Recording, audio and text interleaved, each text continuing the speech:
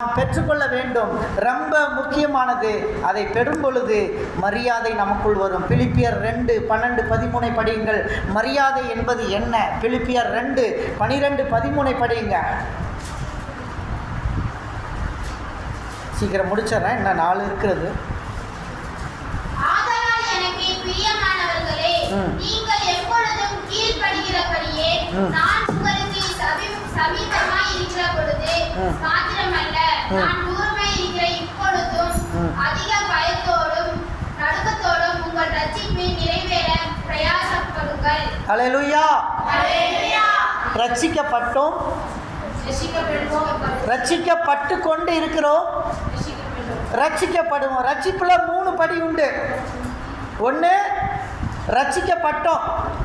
என்னைக்கு ரட்சிக்கப்பட்டோம்? ஆண்டவராய் இயேசு கிறிஸ்துவை சொந்த ரட்சகராய் என்னைக்கு ஏற்றுக்கொண்டோமோ அன்னைக்கு ரட்சிக்கப்பட்டோம். ரட்சிக்கப்பட்டு கொண்டு இருக்கிறோம். பட்டு கொண்டு இருக்கிறோம் என்று சொன்னால் ஒவ்வொரு நாளும் தவறு செய்வோம், ஆண்டவர்கிட்ட மன்னிப்பு கேட்போம், தவறு செய்வோம், ஆண்டவர்கிட்ட மன்னிப்பு கேட்போம். ரட்சிக்கப்பட்டு கொண்டே இருக்கிறோம். கடைசியா முழுமையான பூரண ரட்சிப்பு, ரட்சிக்கப்படுவோம். என்றைக்கு அந்த ரட்சிக்கப்படுவோம் பெறுவோம், பரலோக ராஜ்யத்தில் பெற்றுக்கொள்வோம் இயேசுவோட. ஹல்லேலூயா, ஹல்லேலூயா. அடுத்ததாக இந்த கழுதையில் மரியாதை வந்தது. ஏன் மரியாதை வந்துச்சு இந்த கழுதைக்கு? இயேசு உட்கார்ந்ததுனால. இன்னைக்கு இயேசு உட்கார்ந்துருக்கிற கழுதையாக நீங்கள் இருக்கணும். கலாத்தியர் 2:20 வாசிங்க. இயேசு அமர்ந்த கழுதை எப்படி இருக்க வேண்டும்? நான் இதுவரை 9 கழுதைகளை பற்றி பேசிவிட்டேன். 9 கழுதைகள்.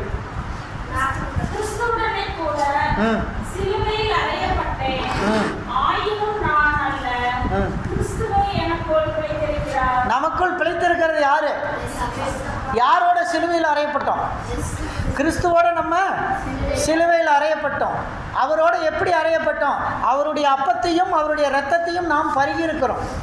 நான் பருகியிருக்கிறேன், நீங்கள் பருகியிருக்கிறீங்க. நீங்கள் எல்லாரும், நீங்களும் நானும் அவருக்கு சொந்தக்காரன். இரத்தமும் மாமிசம் தான் சொந்தத்தை கொடுக்க முடியும். உலகத்தில் சொந்தக்காரன் எதை சொல்கிறோம்? ரத்தம் மாம்ச பந்தம், இந்த 2 பந்தம் இருந்தால் தான் சொந்தம்னு சொல்கிறோம். ரத்த பந்தம் இருக்கணும், மாம்ச பந்தம் இருக்கணும். இந்த 2 பந்தம் இருந்தால் தான் ரத்தமும் மாமிசமும் தான் ஒருத்தரை சொந்தக்காரர் ஆக்க முடியும். நாமெல்லாம் இயேசுக்கு சொந்தக்காரன்னு எதை வச்சு சொல்கிறோம்? இயேசுவின் ரத்தத்தையும் இயேசுவின் மாமிசத்தையும் நாம் பந்தியில் புசித்தவர்கள். அதனால நானும் நீங்களும் எல்லாருமே இயேசுவின் குடும்பத்திற்கு சொந்தக்காரர்கள். ஹல்லேலூயா. இயேசுவின் குடும்பத்தில் நீங்களும் நானும் அங்கத்தினர். we are sisters and brothers. நாம் எல்லாம் ஒன் ஃபேமிலி. அதான் ஹெப்ரான் ஃபேமிலின்னு சொல்லிட்டேன் நான். ஹல்லேலூயா. இப்போ பாருங்க, இந்த கழுதை இயேசுவை ஏற்றி இயேசுவை சுமந்த கழுதை இப்போ நேராக அந்த கழுதை எங்கே போகுதுங்க? கழுதை எங்கே கொண்டு போனாங்க? தேவாலயத்துக்கு கொண்டு போனாங்க. கழுதை எங்கே போச்சு? தேவாலயத்தை நோக்கி நடந்த கழுதை. ஞாயிற்று ஆராதனை, முழுஇரவு ஜெபம், ஈஸ்டரு, உமன்ஸ் ப்ரேயரு எல்லாத்துலேயும் அட்டன் பண்ண கழுதை தேவாலயத்துக்கு சென்ற கழுதை. ஹல்லேலூயா. இந்த கழுதை தேவாலயத்துக்கு போகுது. சகரியா 9:9 படிங்க. சகரியா 9:9. சகரியா 9ஆம் அதிகாரம் 9வது வசனம். சக்கரியா தீர்க்கதரிசியின் புஸ்தகம் 9ஆம் அதிகாரம் 9. சியோன் குமாரத்தியே மிகவும் கலிகுரு, எருசலேம் குமாரத்தியே கம்பீரி, இதோ உன் ராஜா உன்னிடத்தில் வருகிறார். அவர் நீதி உள்ளவரும் ரட்சிக்கிறவரும் தாழ்மை உள்ளவரும் கழுதையின் மேலும் கழுதை குட்டியாகிய மரியின் மேலும்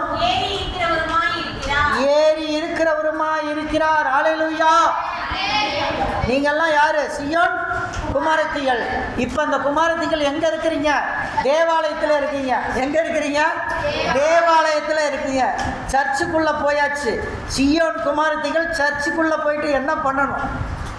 சர்ச்சுக்குள்ளே போயிட்டு என்ன பண்ணணும்? தேவாலயத்தை இயேசுவுடன் ஒழுங்கு செய்த கழுதை. அல்லேலூயா.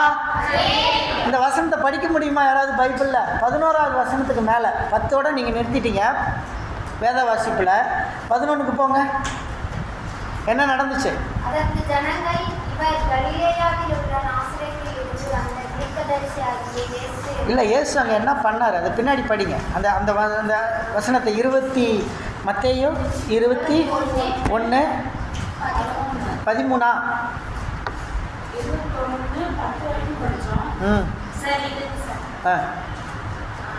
தேவாலயத்தில் போய் என்ன பண்ணார் ஏசப்பா?